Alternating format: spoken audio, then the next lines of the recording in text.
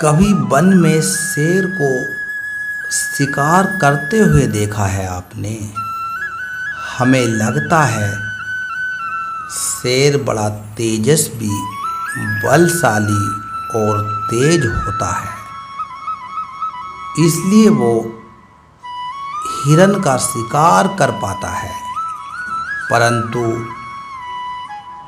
ऐसा नहीं है। हमें दूसरे पक्ष को भी देखने का प्रयास करना चाहिए। शेर हिरन का शिकार तभी कर पाता है जब हिरन आस छोड़ देता है, जब वो भागना बंद कर देता है, जब वो संघर्ष करना छोड़ देता है।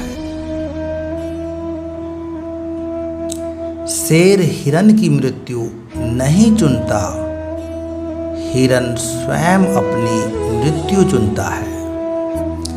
ठीक उसी प्रकार असफलता हमें नहीं चुनती, हम असफलता को चुनते हैं। ये हम ही हैं जो आस को छोड़कर संघर्ष करना छोड़ देते हैं और भाग्य का शिकार बन जाते हैं। इसलिए संघर्ष करना मत बंद कीजिए, प्रयास करते रहिए और सफलता आपकी मुट्ठी में होगी। जब घर में अंधकार छा जाता है तो प्रकाश लाने के लिए आप क्या करते हैं? दीपक ढूंढते हैं और उसकी लौ को प्रज्वलित करते हैं और फिर अंधकार अपने आप दूर हो जाता है। आप कहेंगे कि इसमें कौन सी नई बात है? यदि अंधकार को दूर करना है तो दीपक की लौ को प्रज्वलित तो करना ही पड़ता है। यही बात तो समझने की है। यदि अंधकार से लड़ना है तो अंधकार का सहारा नहीं लिया जा सकता, उसके लिए प्रकाश की आवश्यकता होती है। घृणा का अंत करना है तो उसे घृणा से अंत नहीं किया जा सकता, उसे प्रेम की आवश्यकता होती है। शत्रु का शत्रु से अंत नहीं किया जा सकता, उसे क्षमा की आवश्यकता होती है। यदि आपको नकारात्मक ऊर्जा से लड़ना है तो स्वयं को सकारात्मक बनाना होगा और तभी आपके जीवन में वास्तविक आनंद आ सकेगा। एक ना एक बार हर युवा के जीवन में ऐसा समय आता है जब उसे लगता है कि उसके माता पिता उसके साथ बहुत कठोर व्यवहार करते हैं। मैं आपसे पूछता हूँ, क्या आपने कभी कुम्हार को मटकी बनाते हुए देखा है? वो गीली मिट्टी से मटके को चाक पर आकार देता है और वास्तविक आकार वो मटकी को तब देता है जब वो लकड़ी के टुकड़े से मटके को बाहर से पीटता है। हम सभी उस कुम्हार को मटकी को पीटते हुए देखते हैं, परंतु उस कुम्हार के उस हाथ को नहीं देख पाते जो मटकी के भीतर से बाहर की मार को सहारा दे रहा है। हमारे माता पिता भी ऐसे ही होते हैं, अपनी संतान के भले के लिए सोचते हैं, उनके भविष्य को आकार देने के लिए कभी कभी वो कठोरता को भी अपनाते हैं।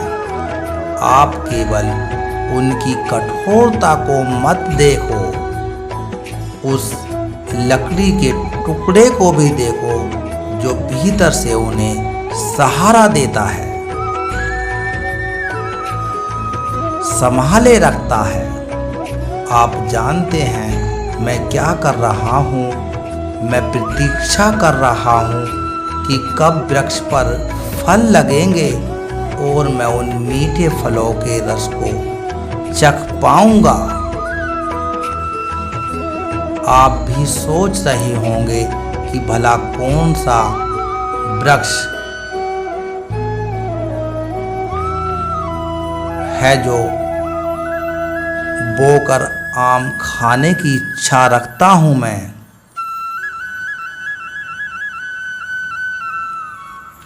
यदि कांटे बोए हैं तो फल नहीं, कांटे ही मिलेंगे।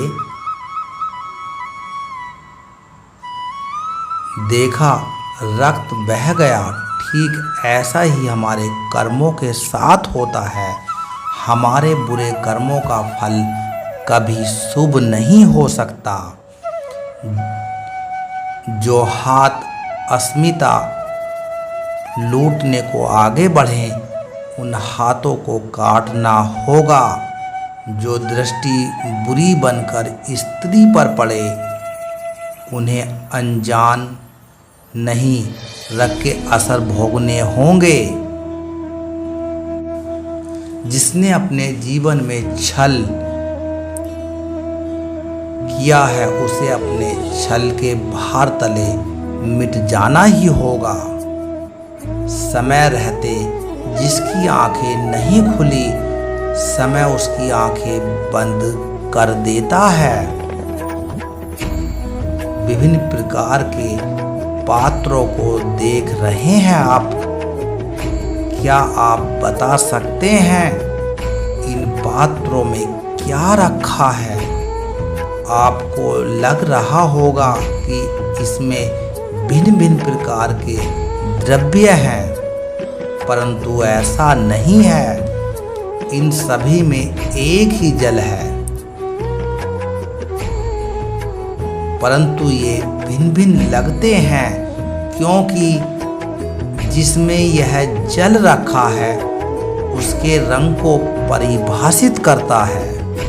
अब यूँ समझिए कि इस पात्र में रखा जल हम हैं और ये पात्र वो संगति है जिसमें हम रहते हैं। हमारी संगति के गुण धर्म हमें, हमारे व्यक्तित्व को, हमारे संप्रेषण को बहुत प्रभावित करते हैं। इसलिए अपनी संगति पर जिनके साथ रह रहे हैं उन्हें चुनने में सावधानी बरतें, क्योंकि जल को अपना पात्र चुनने का अधिकार नहीं है, किंतु हमें अपनी संगति चुनने का अधिकार अवश्य है। हम सभी के जीवन के लिए मित्रता बड़ी महत्वपूर्ण है। हम सभी अपने जीवन में अपने मित्र चुनते हैं। मित्र वो होता है जिसके साथ रहते हैं, जिसके साथ समय बिताने में आनंद आता है। किंतु क्या मित्र का अर्थ केवल इतना ही है? मित्रता होनी चाहिए जल और दूध की भांति, जो एक साथ सदा मिल जाते हैं, एक आकार के हो जाते हैं। जब दूध उबलता है तो जल भाप बनकर उड़ता है ताकि दूध का अस्तित्व बना रहे। जब ये मिश्रण उफनता है तब दूध पात्र में पहले गिरता है ताकि वो जल को बचा सके। मित्रता भी इसी प्रकार होती है, किंतु यदि दूध में तनिक भी खटास आ जाए तो वो दूध को फाड़ देता है। ठीक इसी प्रकार मित्रता में संदेह आ जाए तो वो मित्रता को समाप्त कर देता है। इसलिए मित्र बनाए, किंतु झूठे संदेह से सावधान रहे। जब सागर का जल वाष्प बनकर उड़ता है तब वो हमें दिखाई नहीं देता।